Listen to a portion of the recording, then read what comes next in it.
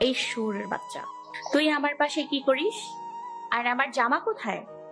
আমি তো আপনার রুমে থাকতে চাইনি, আপনি নিজেই আমাকে বাধ্য করেছেন। আর তাছাড়া আপনি আমার বউ, আমি আপনার সাথে থাকতেই পারি। আপনার উপর আমার অধিকার সবচেয়ে বেশি। কি বললি তুই? কোনো ছোট লোক আমার স্বামী হতে পারে না। আর তোকে না বললাম আমার কাছে স্বামীর অধিকার চাইবি না? আমার স্বপ্ন নষ্ট করে দিলি। আর কি বাকি রাখছোস? হ্যাঁ, আর আমি তোকে কি বাধ্য করেছি? কালকের ঘটনা ভুলে গেলেন নাকি? আপনার জন্যই সব হয়েছে। আর আমি আমার বউকে আদর করেছি, অন্য কাউকে না। আমি যদি জানতাম আপনি কালকে ওই রকম কিছু একটা করবেন, তাহলে কোনোদিনও আপনার সাথে যেতাম না। জানেন কালকে আপনার সাথে কি হয়েছিল? আমি কিচ্ছু শুনতে চাই না। আর তুই কুত্তার বাচ্চা আমার সাথে এমনটা করতে পারলি? আমি তোকে স্বামী হিসেবে মানি না বলে সুযোগ খুঁজছিলি, তাই না? আর যেই সুযোগ পেয়ে গেলি আর কাজে লাগিয়ে ফেললি। আপনি আমার পুরো কথাটা শুনছেন না। আমার চোখের সামনে থেকে সরে যা, আমি তোকে দেখতে পাচ্ছি না। আমি নিশ্চুপ থেকে তাকে বললাম, কালকে রাতে আপনি নেশা করে সেন্স ছিল না, আর এই সুযোগ নিয়ে আপনার বান্ধবীর ভাই আপনার সাথে খারাপ কিছু করতে চাচ্ছিল। তাই তো আমি আপনাকে ওখান থেকে নিয়ে আসি। বাসায় নিয়ে আসার পর আপনার সেন্স ছিল না বলে আমাকে জড়িয়ে ধরেছিলেন এবং ছাড়ছিলেন না। আমি অনেক চেষ্টা করে নিজেকে ছাড়াতে না পেরে এই দুর্ঘটনাটা ঘটে। এরপর রুবি আমার সব কথা শুনে বলল, আমি তোর কথা বিশ্বাস করি না। তুই মিথ্যে কথা বলতেছিস আমার সাথে। তুই কি ভাবিস আমি কিছু বুঝি না? মিথ্যে কথা বলে তুই আমাকে ভোগ করলি, হ্যাঁ? সত্যি কথা, আমি মিথ্যা বলছি না, আমাকে বিশ্বাস করুন। বিশ্বাস করি না? ছোট লোকের বাচ্চা, তুই চলে যা আমার সামনে থেকে। আর কোনো দিনও আসবি না। তোকে আমি একটু ভালো ভাবতাম, আমি জানতাম না তোর চরিত্র এই রকম। এই শিক্ষা দিয়েছে তোর বাবা মা? এই এতই যদি শরীরের চাহিদা থাকতো, বিদ্যালয়ে যাইতি। এসব কথা শুনে আমার রাগ উঠে গেল।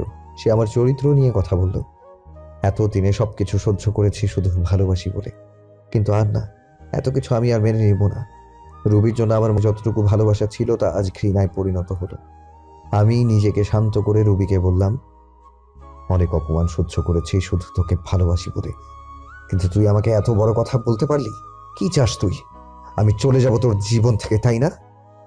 রুবি আমার কথা শুনে কিছুটা অবাক হলো, কারণ আজ পর্যন্ত রুবিকে কখনো তুই করে বলিনি। সে আমার দিকে চেয়ে বলল, আমি চাই তুই আমার জীবনে কখনো ফিরে আসবি না, আর আসিস না আমার কাছে।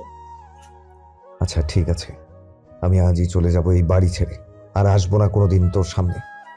তোর প্রতি আমার আজ থেকে আর কোনো ভালোবাসা নেই, যা আছে সব ঘৃণা। ভালো থাকিস। আর কোনোদিন তোর পিছনে এসে বলবো না ভালোবাসি। এ কথা বলে ব্যাগে প্রয়োজনীয় জিনিসগুলো নিলাম, সাথে রুবির একটা ছবি নিলাম। আমি রুবির রুম থেকে আমার সব কাপড় গুছিয়ে নিয়ে বেরিয়ে গেলাম ওর রুম থেকে। রুবি আমার যাবার পথ চেয়েছিল, তাতে আমার কি? খালু খালাম্মাকে কিছু বললাম না, জানি তারা কষ্ট পাবে, হয়তো আমাকে অনেক খুঁজবে।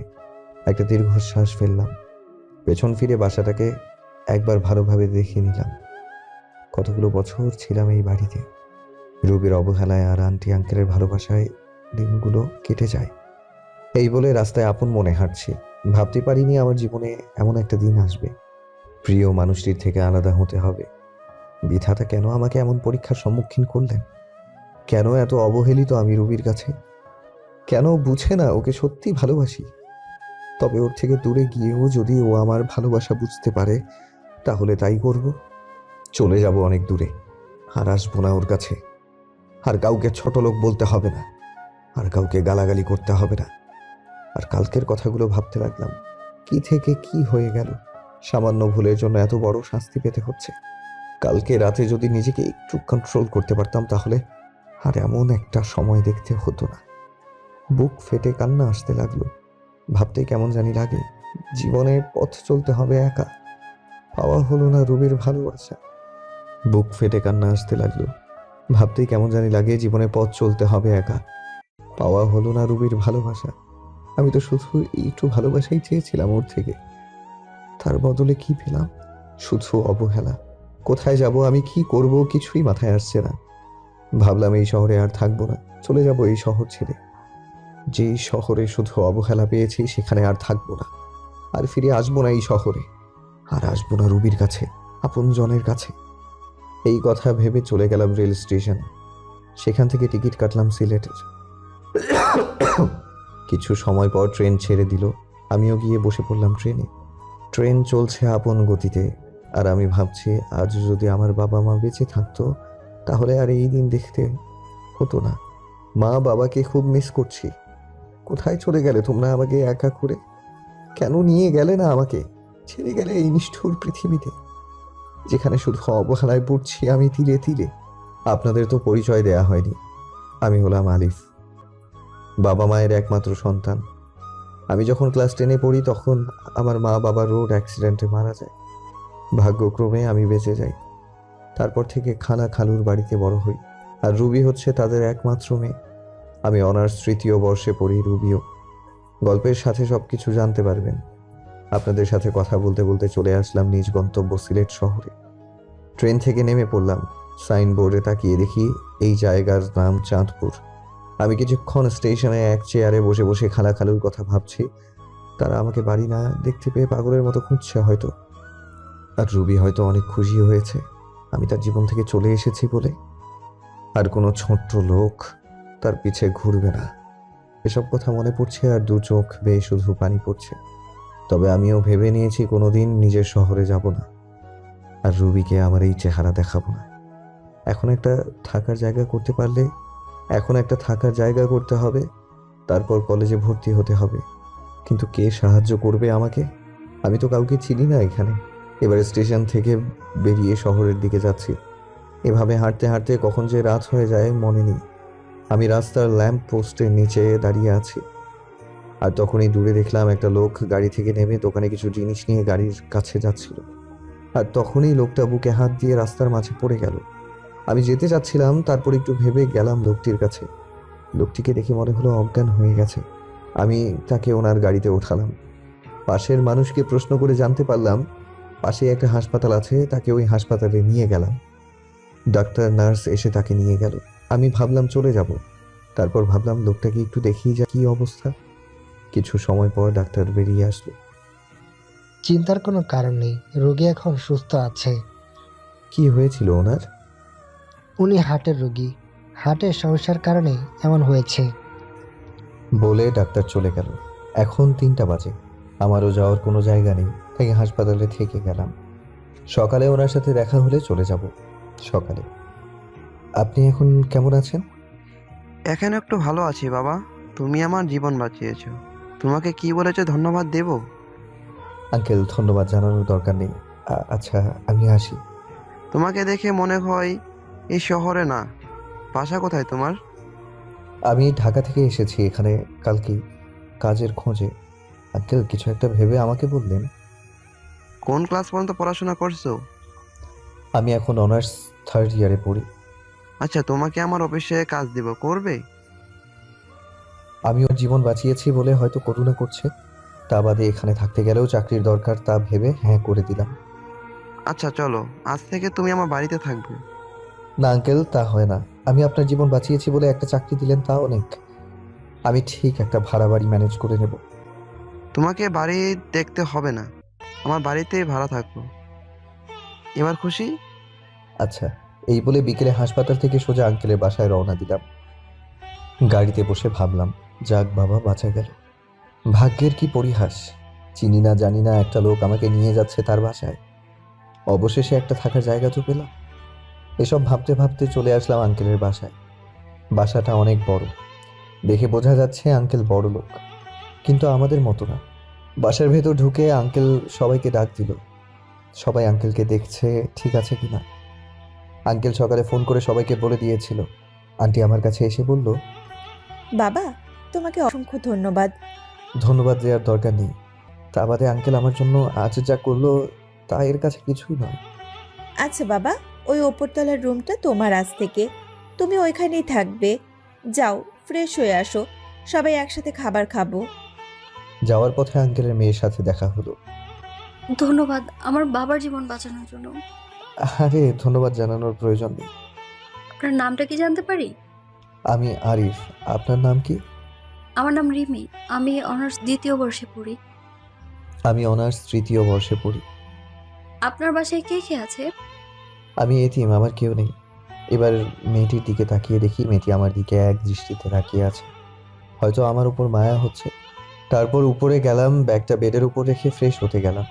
ফ্রেশ হয়ে আসতে না আসতেই আন্টি খেতে ডাকছে।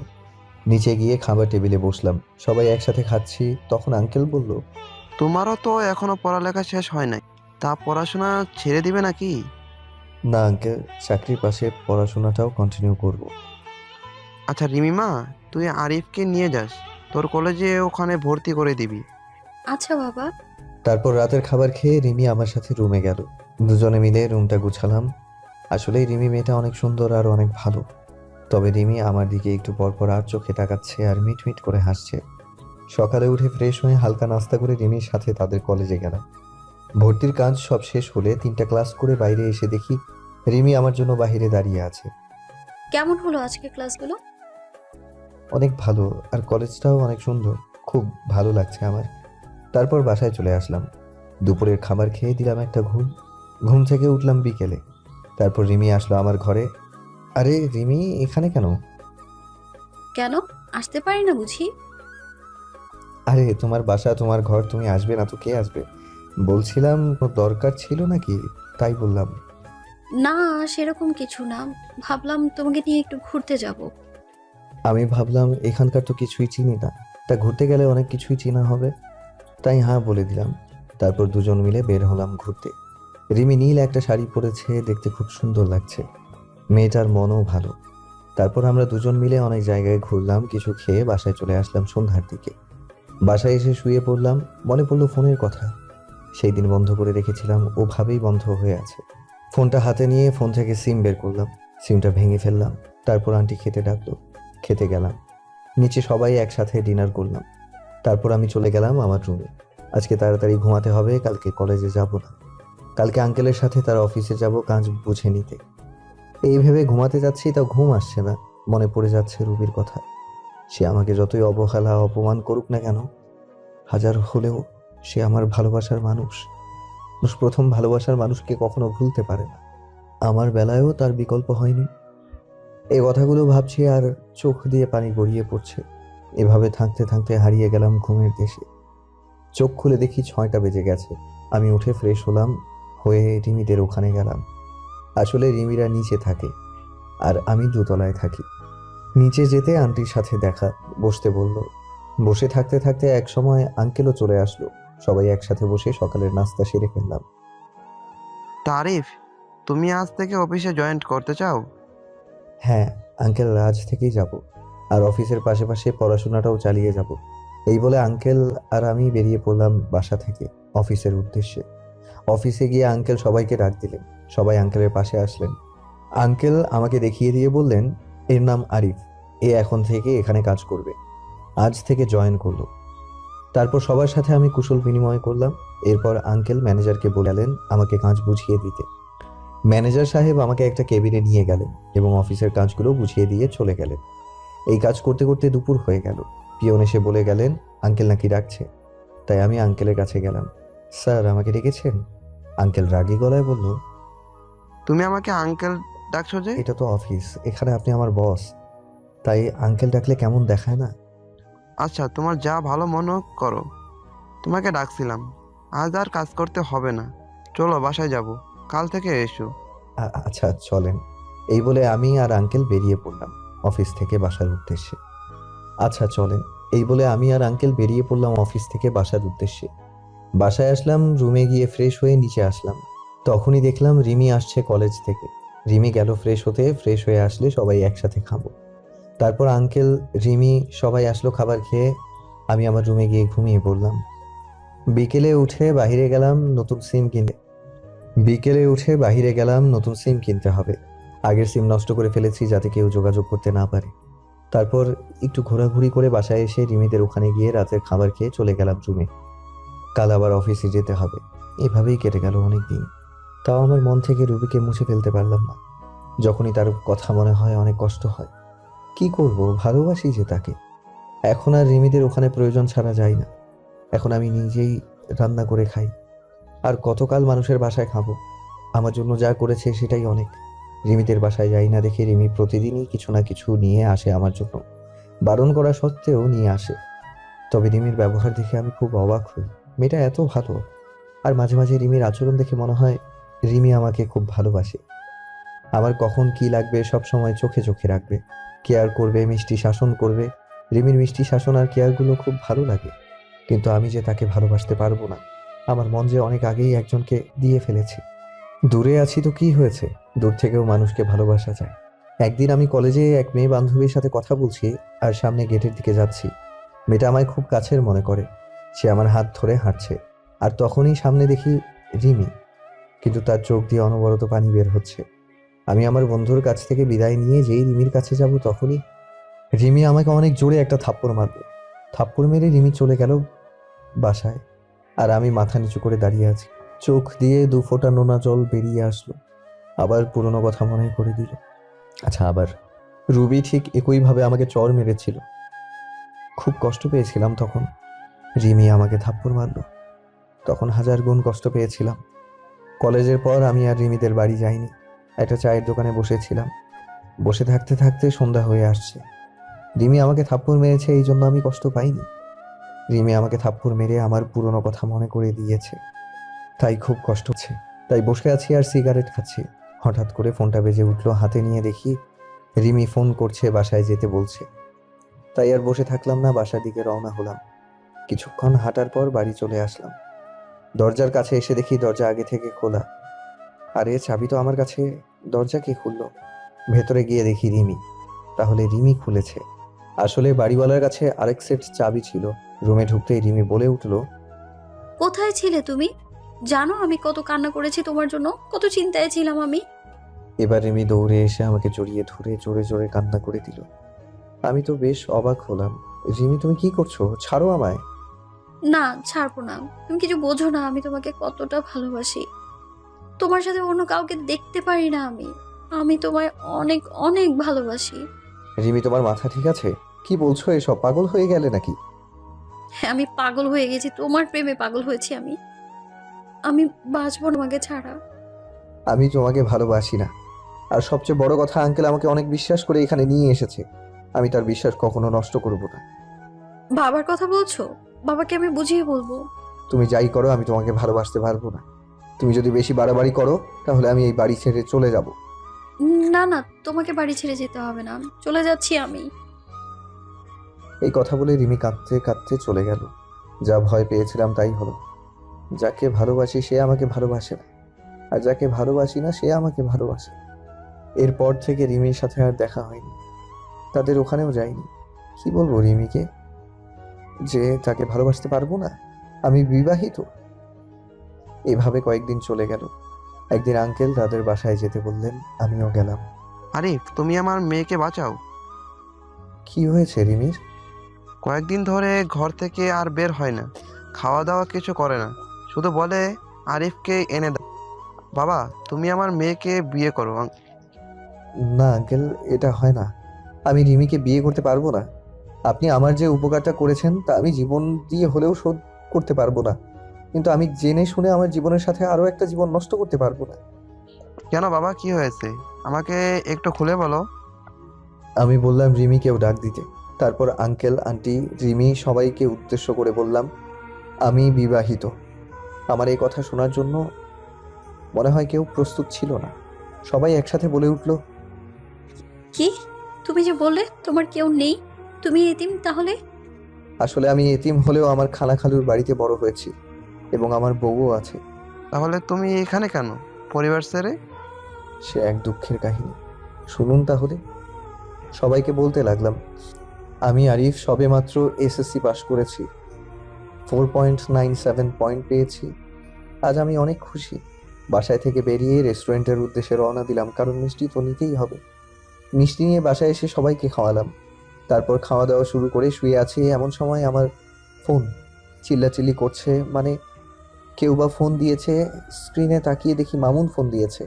রিসিভ করতেই, কি রে শালা, 7টা বাজতে চলেছে, আজ আড্ডায় আসবি না? ভুলেই গিয়েছিলাম। তোরা আয়, আমি আসছি। সবাই আসছে, তুই তাড়াতাড়ি আয়।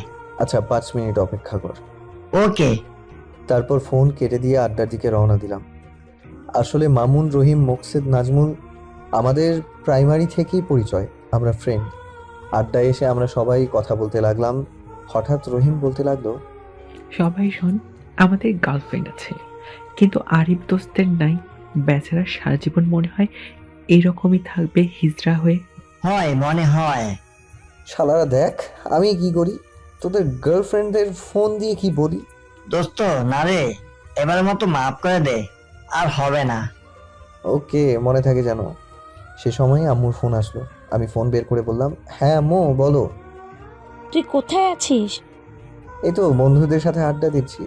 এখন আর আড্ডা দিতে হবে না, বাসায় আয়, দরকার আছে। আচ্ছা, বন্ধুদের কাছ থেকে বিদায় নিয়ে বাসায় আসলাম। এসে ফ্রেশ হয়ে খাবার টেবিলে বসলাম। তোর তো পরীক্ষা শেষ, আর তোর আব্বু অনেক দিন পর ছুটি পেয়েছে, তাই ভাবলাম তোর খালার বাড়ি থেকে ঘুরে আসব। কি বলিস? আমার যে কি আনন্দ হচ্ছে, খালার বাড়ি যাব। আপনারা ভাবছেন খালার বাড়ির কথা শুনে এত আনন্দ হচ্ছে কেন? কারণ সেখানে গেলে আমার খালাতো বোন রবির সাথে দেখা হবে। কারণ ওকে আমি ছোট্ট থেকেই পছন্দ করি। আচ্ছা আচ্ছা, কবে যাব আমরা? কালকেই সকালে তাড়াতাড়ি উঠিস। খাওয়া দাওয়া করে রুমে গিয়ে ঘুমিয়ে গেলাম। সকালে সবাই উঠে রেডি হয়ে বেরিয়ে পড়লাম, কিন্তু কে জানতো এই বের হওয়াই হবে আমার মা বাবার সাথে শেষ বের হওয়া। আমাদের গাড়ি অ্যাক্সিডেন্ট করলো। আমি গাড়ির পেছনের সিটে থাকায় কোনো মতে বেঁচে যাই, কিন্তু আমার মা বাবা আর বাঁচলো না। মা বাবা চলে যাওয়ার পর আমি অনেক ভেঙে পড়ি। তখন খালা খালু তাদের বাড়ি নিয়ে গেল এবং ওখানে থেকেই বড় হই। খালা আমাকে নিজের ছেলের মতোই ভালোবাসতো, কিন্তু রুবি যাকে আমি ভালোবাসি সে ছিল খুবই অহংকারী। সে আমাকে পছন্দ করতো না, বলতে গেলে আমাকে দেখতেই পায় না। আমাকে অনেক অবহেলা করে, কলেজে যেয়েও আমার সাথে খারাপ ব্যবহার করে। এভাবে দিন পার করতে লাগলাম। এখন আমি ভার্সিটিতে পড়ি। একদিন আমাকে একটা লাভ লেটার দিয়ে বলল ওই মেয়েটাকে দিতে। আমার আবার ওই মেয়েটার সাথে ভালো সম্পর্ক ছিল, তাই লাভ লেটারটা নিয়ে আমি ওই মেয়েকে ডাক দিয়ে চিঠিটা ওর হাতে দিলাম। সে সময় রুবি পাশ দিয়ে যাচ্ছিল। এসব দেখে মেয়েটার হাত থেকে চিঠিটা নিয়ে, তোর সাহস কি করে হয় ওই মেয়েকে প্রেমপত্র দেওয়ার? আমি ইচ্ছে করে দেইনি। তোকে আর কিচ্ছু বলতে হবে না। তোদের মতো কিছু ছেলেদের জন্যই আজকে মেয়েরা সমাজে অবহেলিত। কয়েকদিন ইউনিভার্সিটিতে এসেই মেয়েদের প্রেমপত্র দেওয়া শুরু। জানি না সামনে আর কি করবি। তোকে দেখে তো মনে হয় একদম নিষ্পাপ বাচ্চা, কিন্তু তুই যে এমন একটা কাজ করবি তা তোকে দেখে কেউই বুঝতে পারবে না। আর শোন, আর কখনো কোনো মেয়ের সাথে এইরকম করবি না। মাথা নিচু করে দাঁড়িয়ে আছি, অনেক ছাত্র ছাত্রী দাঁড়িয়ে আমাকে দেখছে। কোনো কিছু না করেও এইভাবে সবার সামনে অপমানিত হলাম। অবশ্য রুবির কাছ থেকে অপমানিত হওয়া আমার কাছে নতুন কিছু নয়। সেই ওর বাড়িতে আসার পর থেকেই অপমানিত হয়ে আসছি, বাবা মা মারা যাওয়ার পর থেকে। সরি বন্ধু, আমার জন্য তোর এমনটা হলো। আর এসব কিছু মনে করিনি। চল, কলেজ থেকে বের হয়ে আসলাম আর ভাবতে লাগলাম রবি কেন আমার সাথে এরকম আচরণ করে। বাসায় গিয়ে কিছু খেয়ে ঘুমিয়ে পড়লাম। পরের দিন ঘুম থেকে উঠতে একটু দেরি হয়ে গেছিল, তাই ভার্সিটিতে যেতে একটু দেরি হলো। কি ব্যাপার, এত দেরি হলো কেন? সরি স্যার, আর হবে না। আচ্ছা যাও। ক্লাস শেষ করে বাসায় চলে আসলাম। রুবি আমি এক ক্লাসেই পড়ি, কিন্তু ও আমার সাথে কথা বলে না। মনে হয় চিনিই না আমাকে। বাসায় আসতে আসতে 2টা বেজে গেল। বাসায় এসে দুপুরের খাবার খেয়ে ঘুমাতে গেলাম। বিকেলে বাহির থেকে ঘুরে এসে পড়তে বসলাম। 10টার দিকে খাবার খেয়ে ঘুমিয়ে গেলাম। ঘটনা ঘটলো সকালে। আরিফ শোন, তোরা এখন অনেক বড় হয়ে গেছিস। আমি আর তোর খালু চাই তোকে রুবির সাথে বিয়ে দিতে। তোর কোনো আপত্তি আছে? আমি ভাবলাম সকালে আজ কার মুখ দেখে উঠেছিলাম যে খালা নিজে এসে বিয়ের কথা বলছে। আমি যেহেতু রুবিকে পছন্দ করি প্লাস ভালোবাসি, তাই আর না করলাম না। ভাবলাম রুবি ঠিক একদিন আমাকে ভালোবাসবে, আমার কোনো আপত্তি নেই। কিন্তু রুবি কি এই বিয়েতে রাজি হবে? সেটা তুই আমাদের উপর ছেড়ে দে। তারপর খালাম্মা চলে গেল। আমি জানতাম রুবি এই বিয়ে মানতে চাইবে না, কিন্তু খালা খালুর জোড়াজুড়িতে হ্যাঁ বলে দিয়েছে। দেখতে দেখতে আমাদের বিয়েটাও ভালোভাবে হয়ে গেল। আমি এখন যাচ্ছি বাসর ঘরে। ঘরে গিয়ে দেখলাম রুবি খাটের উপর বসে আছে। আমি কিছুটা সাহস নিয়ে গেলাম তার কাছে। যেই খাটে বসলাম আর রুবি বলতে শুরু করলো, ওই ছোট লোকের বাচ্চা, আমার কাছে একদম আসবি না, এখান থেকে চলে যা। রুবি, আমরা তো এখন স্বামী স্ত্রী। আমি তোকে স্বামী হিসেবে মানি না। আর তুই কি ভাবলি তোর মতো ছোট লোককে আমি বিয়ে করতে রাজি হব? বাবা মায়ের জোড়াজুড়িতে এ বিয়ে করেছি। রুবি, আমি তোমাকে অনেক ভালোবাসি, প্লিজ তুমি আমাকে মেনে নাও। দেখো, আমি তোমাকে অনেক সুখেই রাখবো। তোর মতো ছোট লোককে আমি ভালোবাসবো কোনো প্রশ্নই আসে না। আর তুই কোনো দিন আমার কাছে স্বামীর অধিকার খাটাতে আসবি না। এই কথাগুলো মা বাবা যেন জানতে না পারে। যা, মেঝেতে গিয়ে শুয়ে পড়। আমি একটা বালিশ নিয়ে নিচে শুয়ে পড়লাম। আমি জানতাম রুবি আমাকে মানবে না, কিন্তু কিছুদিন পর সব ঠিক হয়ে যাবে এই আশা নিয়েই থাকা। কিন্তু আমার ধারণা ভুল। দিন যাচ্ছে আর রুবি আমার প্রতি আরো খারাপ ব্যবহার করছে। রুবি কাপড় চেঞ্জ করছিল, আমি জানতাম না। হুট করে রুমে ঢুকতেই, এই কুত্তার বাচ্চা, রুমে আসতে গেলে নক করে আসতে বলছি না? না মানে আপনাকে খাওয়ার জন্য ডাকছে। এদিকে আয়। আমি ওর একটু কাছে গিয়ে দাঁড়ালাম। ঠিক তখনই রুবি আমাকে ঠাস ঠাস করে 2 গালে 2টো থাপ্পড় মারলো। থাপ্পড়গুলো অনেক জোরে মারলো, তাই ঠোঁট কেটে রক্ত বের হতে লাগলো। আর আমার চোখ দিয়ে পানি ঝরতে লাগলো। ভীষণ ব্যথা করছে। এরপর যদি রুমে আসিস তাহলে নক করে আসবি, যত সব ছোট লোক। এখন যা, আমি আসতেছি। আমি কিছু বললাম না। এটা আমার সাথে শুধু আজকে ঘটছে না, প্রতিদিনই আমার সাথে এরকম করে রুবি। ঠোঁটে ভীষণ ব্যথা করছে। ওয়াশরুমে গিয়ে ঠোঁটের রক্তগুলো মুছতে চাচ্ছি, কিন্তু হাত লাগাতে পারছি না। ভীষণ ব্যথা করছে। কোনো মতে ফ্রেশ হয়ে নিচে চলে আসলাম। নিচে গিয়ে দেখি রুবি খাওয়ার টেবিলে বসে আছে। আমিও গেলাম। আরে এদিকে আসো। জি খালু, বলেন। দাঁড়িয়ে আছো কেন? বসো, আমরা একসাথে খাবো। আমি রুবির দিকে তাকালাম। ও আমার দিকে আগুন চোখে তাকিয়ে আছে। আমি কিছু বললাম না, এখনো দাঁড়িয়ে আছে। কি হয়েছে আরিফ? তোকে বসতে বললো না? আসলে খালা আমাকে তুই করেই বলে। আমাকে নিজের ছেলের মতো ভাবেন। আমি এখনো দাঁড়িয়ে আছি আর রুবির দিকে চেয়ে আছি। রুবি শুধু রাগে। আরিফ, তোমাকে আমি বসতে বলছি, তুমি দিন দিন অবাধ্য হয়ে যাচ্ছ। খালু, বসছি। আমি যখন বসতে যাব তখনই রুবি চেয়ার থেকে উঠে দাঁড়িয়ে যায় আর বলতে লাগলো, এই ছোট লোকের সাথে আমি এক টেবিলে বসে খেতে পারবো না। তোমাদের মন চাইলে তোমরা খাও। কিসের ছোট লোক? ভুলে যাস না রবি, আরিফ কিন্তু তোর স্বামী। কিসের স্বামী? আমি মানি না। এই বলে রুবি না খেয়ে চলে গেল। খালা খালু দুইজন দিকে অসহায় দৃষ্টিতে তাকিয়ে আছে। আমি মুচকি হেসে বললাম, খালু আমি কিছু মনে করিনি রুবির কথায়। একদিন সব ঠিক হবে ইনশাল্লাহ। তাই যেন হয় বাবা। আয়, তোকে আমি নিজ হাতে খাইয়ে দিই। আমি আর কিছু না বলে চুপচাপ খেয়ে নিলাম। এরপর রুমে আসলাম। রুমে এসে দেখি রুবি খাটে শুয়ে আছে। আমি সোফায় গিয়ে শুয়ে পড়লাম। আব্বু আম্মুর কথা খুব মনে পড়ছে। আজকে যদি ওরা বেঁচে থাকতো তাহলে আর আমাকে এইরকম দিনগুলো দেখতে হতো না। আব্বু আম্মুর জন্য খুব খারাপ লাগছে, চোখে পানি চলে আসছে। তবে খালা খালুর মাঝে আমি আমার মা বাবাকেই দেখি। তারা আমাকে অনেক ভালোবাসে। কথাগুলো ভাবতে ভাবতে ঘুমিয়ে গেলাম। ফজরের আজান শুনে ঘুমটা ভেঙে গেল, তাই উঠে ফ্রেশ হয়ে নামাজ পড়ার জন্য মসজিদে গেলাম। চারদিকে হালকা হালকা আলো ফোটা শুরু করেছে। এরপর নামাজ পড়ে মোনাজাত করতে লাগলাম আব্বু আম্মুর জন্য। এক পর্যায়ে মনে পড়ে ছোটবেলার কথা। আব্বুকে ঘোড়া বানিয়ে তার পিঠে চড়া, আব্বুর সাথে স্কুলে যাওয়া। কান্না চলে এসেছে। বলতে লাগলাম, কেন তোমরা আমাকে একা করে চলে গেছো? তোমাদের সাথে নিলে না কেন? কেন রেখে গেলে এই নিষ্ঠুর পৃথিবীতে, যেখানে মা বাবা ছাড়া আর কেউ আপন নয়? কেন হলো আমার সাথে এইরকম? কেন আমাকে অবহেলা করে? কেন? কথাগুলো বলতে লাগলাম আর কান্না করতে লাগলাম। এরপর বাসায় চলে আসলাম। বাসায় ঢোকার সময় খালা আমাকে তাদের রুম থেকে ডাক দিলেন। রুমে গিয়ে দেখি খালা নামাজের বিছানায় বসে আছেন। আমি গিয়ে খালার পাশে বসলাম। আমার মাথায় হাত রাখলেন। রুবি তোকে খুব কষ্ট দেয়, তাই না রে? মুচকি হেসে বললাম, ও এমন কিছু না খালা, ভালোবাসার মানুষটাই তো কষ্ট দেয়, অন্য কেউ তো আর দেয় না। আমি সব বুঝি রে বাবা, তোর জন্য আমার খুব কষ্ট হয়। মেয়েটা কেন তোর সাথে এমন করে কিছু বুঝি না। কষ্ট এখন আর হয় না খালা, কষ্টগুলো এখন সহ্য করতে শিখে গেছি। দেখিস রুবি একদিন তোকে ঠিক ভালোবাসবে। হুম। আচ্ছা তুই এখন রুমে যা, আর শোন রুবিকে ডেকে তোল, আমি নাস্তা তৈরি করতেছি। আচ্ছা খালা। এরপর রুবিকে ডাক দেইনি, কারণ ওকে ডিস্টার্ব করলে আবার আমার কপালে খারাপই আছে। ভালোবাসি তাই ওকে কিছু বলতেও পারি না। রুবিকে না দেখে আমি কলেজে যাওয়ার জন্য রেডি হয়ে নিলাম। এরপর আবার নিচে চলে গেলাম। গিয়ে দেখি রুবি নিচে নাই। খালা, রুবি কই? কেন, তোকে না বললাম ওকে ঘুম থেকে ডেকে তুলতে? ওহ খালা, ভুলে গেছি।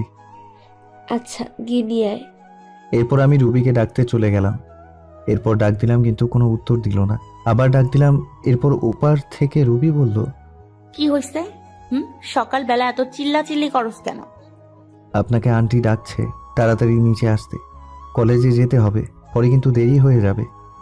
যা তো তুই, আমি আসতেছি, আর ডিস্টার্ব করবি না আমাকে। এরপর আমি আর না বলে চলে আসলাম। নিচে গিয়ে আমি নাস্তা করে নিলাম। এরপর রুবি নিচে আসতে লাগলো। আজকে খুব সুন্দর লাগছে, গোলাপি রঙের একটা ড্রেস, কানের ফুল, চুড়ি, হার, হালকা লিপস্টিক, সব মিলিয়ে জাস্ট অসাম লাগছে। আমি হা করে তাকিয়ে থাকা দেখে রুবি আমাকে বলল, কুত্তার মতো এইভাবে তাকিয়ে আছিস কেন, শহরের বাচ্চা? আমার হা করে তাকিয়ে থাকা দেখে রুবি আমাকে বলল, আদিক্ষেতা না করে গাড়ি বের কর, কলেজে যাব। রুবির কথাটি সোজা গিয়ে আমার বুকে লাগলো। কি এক কপাল নিয়ে পৃথিবীতে এসেছি। নিজের বউয়ের দিকে তাকালেও গাল শুনতে হয়। ওই সময় শুধু চোখে পানি ছলছল করছে। আদিক্ষেতা না করে গাড়ি বের কর, কলেজে যাব। আমি আর কিছু না বলে গাড়ি বের করে রুবির জন্য অপেক্ষা করতে লাগলাম। কিছুক্ষণ পর রুবি আসলো। এরপর আমরা কলেজে চলে আসলাম। যদি কোথাও যাস বা কারোর সাথে কথা বলিস তাহলে তোর অবস্থা খারাপ করে দিব। আমি শুধু মাথা নাড়ালাম। আমি শুধু খেয়াল করলাম ওর বান্ধবী ওকে বলতে লাগলো, রুবি, তুই সবসময় আরিফের সাথে এরকম করিস কেন? ছেলেটা কত স্মার্ট আর খুব ভালো, তাহলে কেন সবসময় অবহেলা করিস, কেন খারাপ আচরণ করিস? আর বড় কথা, ও এখন তোর স্বামী, তবু কেন সবসময় খারাপ ব্যবহার করিস? কিসের স্বামী? হ্যাঁ, আর তোকে আমি বলে রাখলাম, কোনোদিনও আমাকে কিছু শেখাতে আসিস না। আর এত যদি দরদ হয় তাহলে তুই ওই ছোট লোকটাকে বিয়ে করে নে, তাহলে আমিও উদ্ধার হব। আমিও তো চাই, কিন্তু জানি ও তোকে ভালোবাসে। আমি হাজার চাইলেও আমার হবে না, জানি, ওইটা আমি ভালোভাবেই জানি। আরিফ আমাকে ভালোবাসে, তুই কিভাবে জানিস?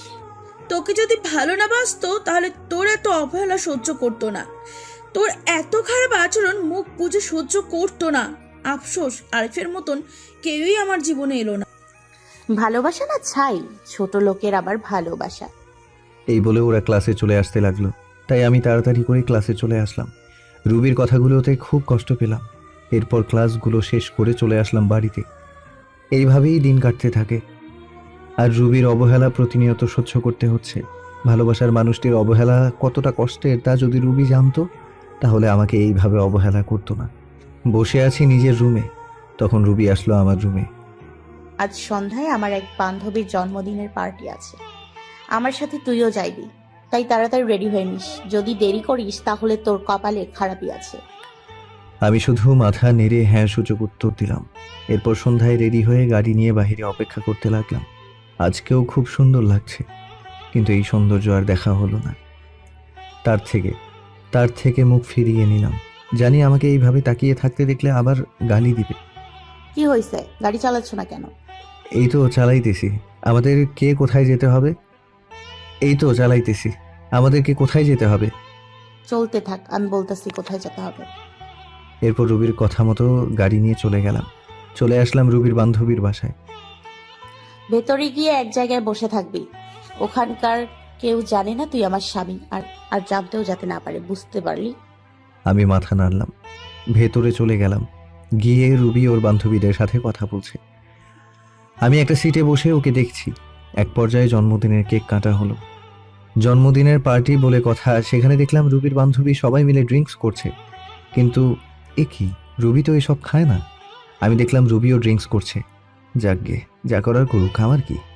আমি আনমনে বসে আছি। বসে থাকতে থাকতে এক পর্যায়ে চোখ গেল রুবির দিকে। দেখছি রুবির সাথে একটা ছেলে ঢলাঢলি করছে। তা দেখে আমার মাথা পুরো গরম হয়ে গেল। রুবি প্রচুর ড্রিঙ্কস করায় কিছু বুঝতে পারছে না। ছেলে দেখছি রুবির সাথে খারাপ কিছু করার চেষ্টা করছে। তাই আর এসব না দেখতে পেয়ে চলে গেলাম ওর কাছে। গিয়ে সোজায় রুবির গালে একটা থাপ্পড়। শালা, আমার বউয়ের দিকে খারাপ দৃষ্টিতে তাকাস। মারতে মারতে প্রায় ছেলেটিকে আধমরা করে ফেলি। তখনই রুবির বান্ধবী, যার আজ জন্মদিন, এসে আমাকে আটকায়। বলে, ভাইয়া সরি, আমার ভাই এইরকম কাজ করবে আমি তা জানতাম না, ভাইয়া ক্ষমা করে দিন। এরপর ছেলেটির মুখ টিপে ধরে বলতে লাগলাম, তোর ভাগ্য ভালো, তোকে ছেড়ে দিলাম। আর শুনে রাখ, রুবি আমার, শুধুই আমার। ওর দিকে যে চোখ তুলে তাকাবে আমি ওর চোখ উপড়ে ফেলবো। Mind it. রুবি কিছু বলছে না, হয়তো বেশি ড্রিঙ্কস করার কারণে এইরকম হচ্ছে।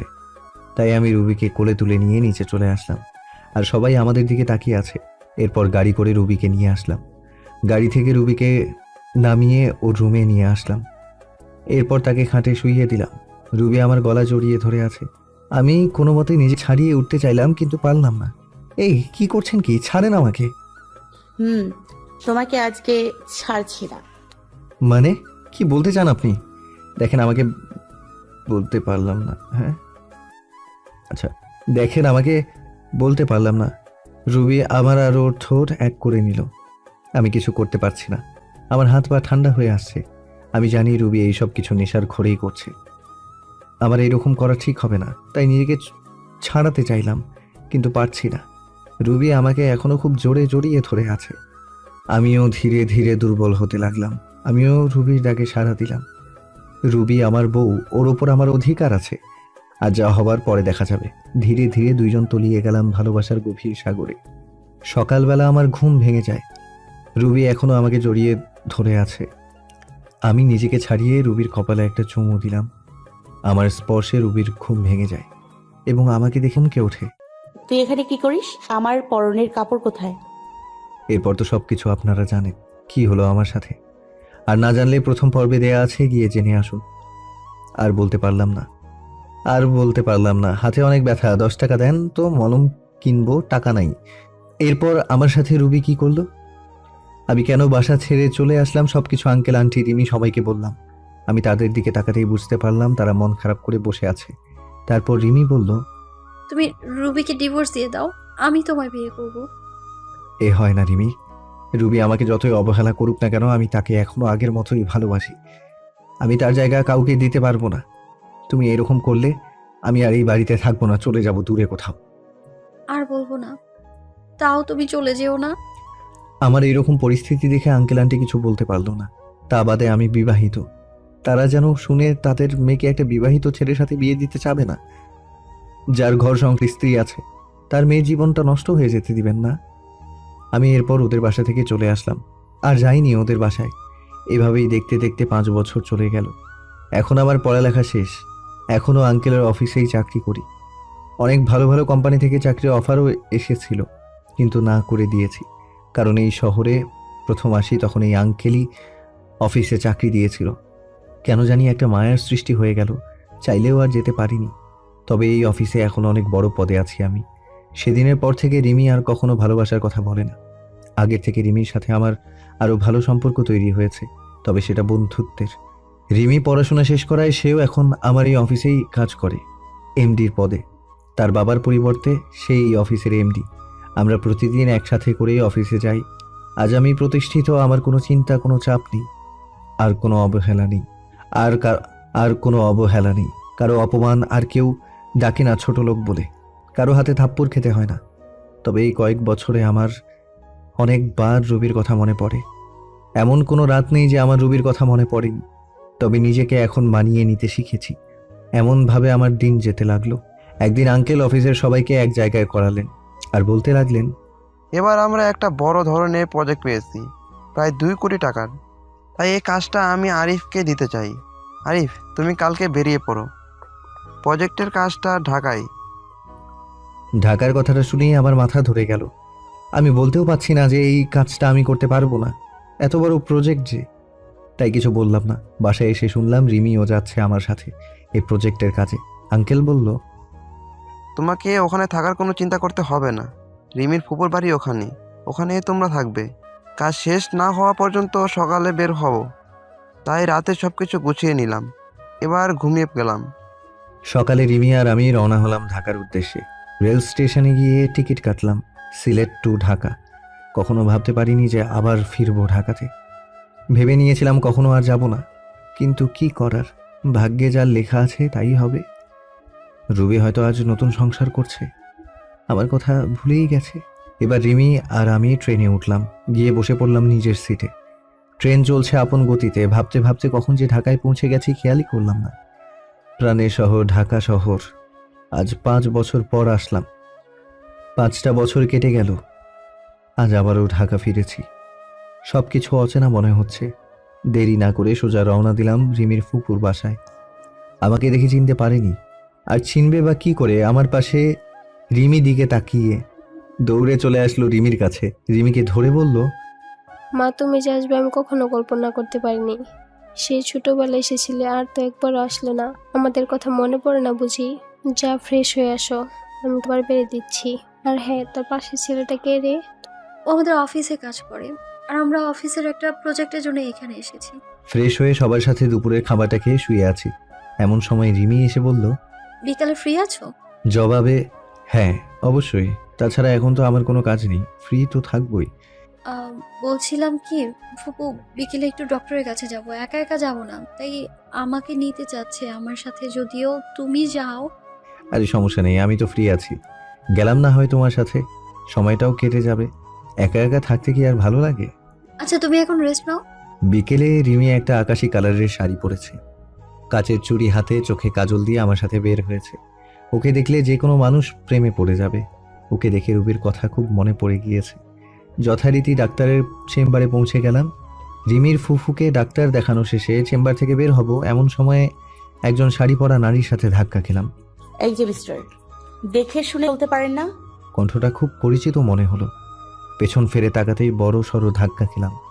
মনের কষ্টটা আবার জেগে উঠল। এই যে রুবি, সামান্য একটু পরিবর্তন হয়েছে শুধু। মেয়েদের বয়স ধরা খুব মুশকিল। তার নজর আমার দিকে পড়তেই অবাক দৃষ্টিতে তাকায় আমার দিকে। চোখ জোড়া ছলছল করছে। আরো অবাক হলাম, তার হাতে 3-4 বছরের একটা ছেলে, একদম রুবির মতো দেখতে হয়েছে। রুবির চোখ থেকে পানি পড়ছে, আমি একদম স্পষ্ট দেখতে পাচ্ছি।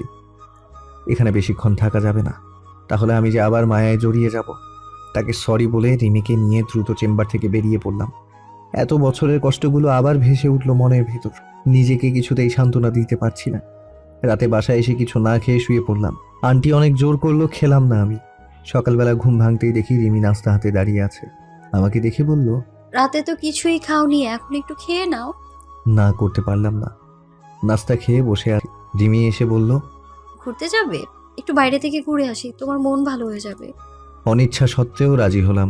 রিমিকে নিয়ে একটা নদীর ধারে বসে আছি। গাছপালা সমৃদ্ধ এই নদীর ধার। একটু ঘোরাঘুরি করে রাস্তা দিয়ে বাসায় যাচ্ছিলাম। রিমিও সাথে আছে। মেয়েটা খুব ভালো, আমাকে আপন মনে করে, এখনো হয়তো ভালোবাসে আমাকে। কিন্তু সেদিনের ঘটনার পর থেকে আর কিছু বলে না। হয়তো ভয়ে বলে না, আমি চলে যাব বলেছিলাম, এমনিভাবেই হাঁটছি। এমন সময় পেছন থেকে কেউ বলে উঠল, কেমন আছো আরিফ? পেছনে তাকাতেই দেখি রুবি। কে আপনি, আর কি চাই? আপনি করে বলছো? ধুর, আমি আপনাকে চিনি নাকি? এমন ভাবে বলছো মনে হয় যেন আমাদের কখনো দেখাই হয়নি। দেখুন, আমাকে বিরক্ত না করলে খুশি হব। তোমার বউকে তোমার সাথে খুব মানিয়েছে। রিমিকে আমার পাশে দেখে বলল।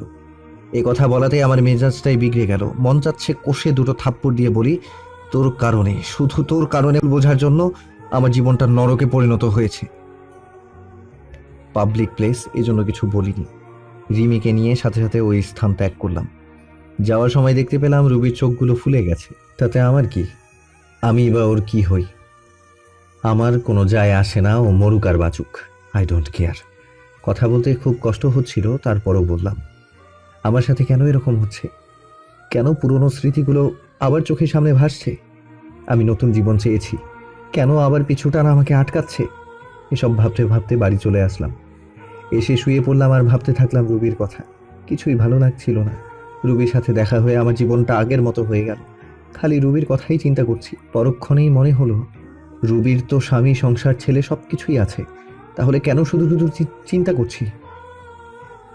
শত হলেও আমার প্রথম ভালোবাসা। রুবিকে ভুলে থাকা কি যায়? রুবির কথাগুলো ভাবছি। স্বার্থপরের মতো আমাকে এক করে দিল। বিনা দোষে আমি আজ নিঃসঙ্গ। হয়তো এটাই নিয়তি, আমার নিষ্ঠুর ভালোবাসা। সন্ধ্যায় বের হয়ে গেছি, অনেক রাতে বাসায় ফিরলাম। কলিং বেল বাজাতেই রিমি দরজা খুলে দিল। মনে হয় আমার অপেক্ষায় বসেছিল। একটা মেয়ে আমার খুব কেয়ার নিচ্ছে, আমার সেদিকে কোনো মনোযোগ নেই। আমার হৃদয়ে শুধু রুবিই থাকবে। এত রাতে বাইরে কি করছিলে? রাতে বাইরে থাকতে নেই, ফ্রেশ হয়ে এসো, আমি খাবার দিচ্ছি। আমি কিছুই বললাম না, চুপচাপ খাবার খেয়ে বিছানায় চলে আসলাম। সকালে ঘুম থেকে উঠে ল্যাপটপ হাতে নিয়ে দেখি একটা ইমেল এসেছে। সিন করতেই দেখি আমার ডিপার্টমেন্ট থেকে মেইলটা এসেছে প্রজেক্টের কাজে। তাই রিমিকে বললাম তাড়াতাড়ি রেডি হয়ে অফিসে যেতে। রেডি হয়ে অফিস রওনা দিলাম দুজনে। ওখানে যেয়ে আমি পুরাই শক খেলাম। আমার অফিসের এক্সিকিউটিভ অফিসার যে রুবি, সেটা দেখে তো আমার মাথা খারাপ হয়ে গেল। এর সাথেই তাহলে আমাদের প্রজেক্টটা কমপ্লিট করতে হবে। যেখানে বাঘের ভয় সেখানেই সন্ধ্যা হয়। তারপর সবার সাথে আমরা পরিচয় হয়ে নিলাম। তারপর গেলাম রুবির কাছে। রুবি আমাকে দেখে চোখ বড় বড় করে তাকিয়ে আছে, হয়তো ভাবছে আমি এখানে কি করতে আসব। তারপর রুবিকে বললাম আমি হলাম আরিফ, আর আমার পাশে ও হচ্ছে নীলা। আমরা সিলেট থেকে এখানে এসেছি এই প্রজেক্টের কাজে। ও আচ্ছা, সেই ব্যক্তিরা তাহলে আপনারা? এরপর কিছু কথা বলে চলে আসলাম। দুপুরে কাজ শেষে আমার ডেস্কে বসে আছি, এমন সময় একটা বাচ্চা ছেলের আনাগোনা দেখলাম অফিসে।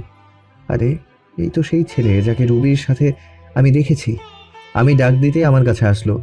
তোমার নাম কি বাবা? রোহান। এখানে তুমি কার কাছে এসেছো? কেন? আম্মুর সাথে। আম্মু আমাকে প্রতিদিন এখানে নিয়ে আসে। আম্মুর নাম কি? রুবি আক্তার। বুকটা ধক করে উঠল। তাহলে এটা রুবির সন্তান। চোখে জল এসে গেল। যদি সবকিছু ঠিক থাকতো তাহলে ছেলেটা আমার হতো। ছেলেটাকে কোলে নিয়ে একটা পাপ্পি দিলাম। আন্তেল আন্তেল, আপনি আমাকে আদর করেন কেন? আপনাকে তো আমি চিনি না। মা বলেতে অপলিত কালো কাতে না দিতে। আজ থেকে আমরা বন্ধু। বলো মানুষ আবার বন্ধু হয় নাকি? হয় বাবা, হয়। আচ্ছা ঠিক আছে, এখন আম্মুর কাছে যাই। আম্মু না হয় বকা দিবে। আচ্ছা যাও। রুবির কাছে রোহান যেয়ে বলল, মা মা, আজ একটা লোক আমাকে খুব আদর করেছে আর বলেছে আমি নাকি তার বন্ধু। ও তাই বুঝি আমার সোনা বাবু? জানো মা, লোকটা খুবই ভালো আর অনেক সুন্দর। সুন্দর মানুষকে সুন্দরই বলে বাবা। মা স্কুলে প্রতিদিন সবার আসে, তাদেরকে কত আদর করে। আমার বাবা আর আসবে না মা?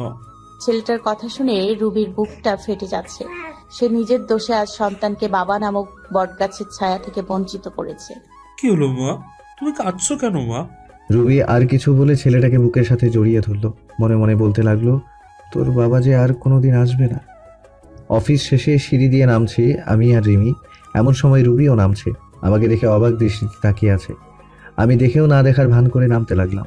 আমি তাকে জেলাস করার লক্ষ্যে রিমির সাথে হেসে খেলে কথা বলছি আর নামছি। পেছন ফিরে দেখি যে রুবির চোখ দিয়ে পানি পড়ছে আর শাড়ির আঁচল দিয়ে মুছছে। বারে, তাতে আমার কোনো যায় আসে না।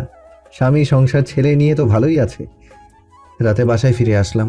প্রতিদিনের মতো রিমির আন্টি আজও খাবার নিয়ে টেবিলে বসে আছে। আমাদের দেখে বলল, তোমরা ফ্রেশ হয়ে আসো, আমি খাবার বেড়ে দিচ্ছি। রাতে খাবার খেয়ে ঘুমের রাজ্যে হারিয়ে গেলাম। সকালে ঘুম ঘুম চোখে দেখি যে কেউ একজন ডাকছে। ওঠো, অফিস যাবে না? আমি চোখ খুলে দেখি যে রিমি দাঁড়িয়ে আছে। একটা আকাশি কালারের শাড়ি পরেছে। শাড়িতে অনেক সুন্দর লাগছে। ও মনে হয় অফিস যাওয়ার জন্য একেবারে রেডি হয়ে আছে। আসলে অ্যালার্ম বাজে নাই তো আজকে, তাই একটু দেরি হয়ে গেছে। ওয়াশরুম থেকে ফ্রেশ হয়ে নিচে এলাম। দেখি যে আন্টি আর রিমি খাবার টেবিলে বসে আছে। আন্টির পরিবার আর আন্টি, আর কেউ নেই। মানে আঙ্কেল অফিসের কাজে বাইরে গেছেন, আর তার ছেলে বিদেশি অফিসে চাকরি করে, তাই বিদেশে থাকে। তাই বাসায় এখন আন্টি ছাড়া আর কেউ নেই। আমিও নাস্তা টেবিলে বসে পড়লাম। খাবার শেষ করে রেডি হয়ে রিমিকে নিয়ে বের হলাম। রিমি নাকি আজ রিক্সা করে যাবে, তাই একটা রিক্সা নিলাম। রাস্তায় দেখলাম রুবি গাড়ি করে অফিসে যাচ্ছে।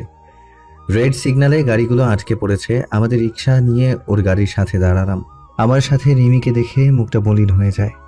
শাড়ির আঁচল দিয়ে যে বারবার চোখ মুছছে তা আমার দৃষ্টি এড়ায়নি। রিমিকে নিয়ে সোজা অফিসে চলে আসলাম।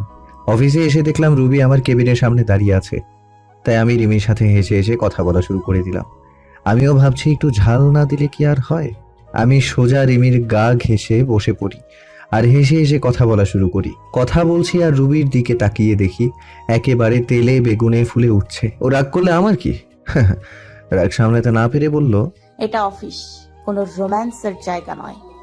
রিমি দেখো না অফিসার ম্যাডাম কি বলে। আরিফ, তুমিও না।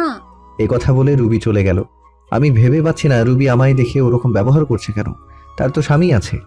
আমিও একটু মজা দেখাতে রুবির পিছে পিছে রুবির কেবিনের সামনে যেতেই শুনতে পেলাম, মা মা, আগামীকাল স্কুলে স্যাররা বলেছে মা বাবাকে নিয়ে যেতে। তুমি তো প্রতিবারে বাবাকে নিয়ে যাও না। রুবির ছেলের এইরকম কথা শুনে আমার জানার আগ্রহ হচ্ছে। রুবির ছেলে বলল তার বাবা নাকি তাকে স্কুলে নিয়ে যায় না। রুবির স্বামী কোথায়? কে বা রুবির স্বামী? না, আর ভাবতে পারছি না, আমাকে একটু খবর নিতে হবে। তারপর ওখান থেকে চলে আসলাম। ছেলের কথা শুনে রুবি অনেকটা কষ্ট পেল। তখনই তার মনে পড়ল, আরিফের তো বউ আছে। আমার ছেলেকে এখন বাবার পরিচয় দিলে সে মেনে নেবে না। না না, আমার ছেলেকে আমি দিব না। আজ এই নিষ্পাপ মনে আমি কষ্টের দাগ লাগাতে দিব না।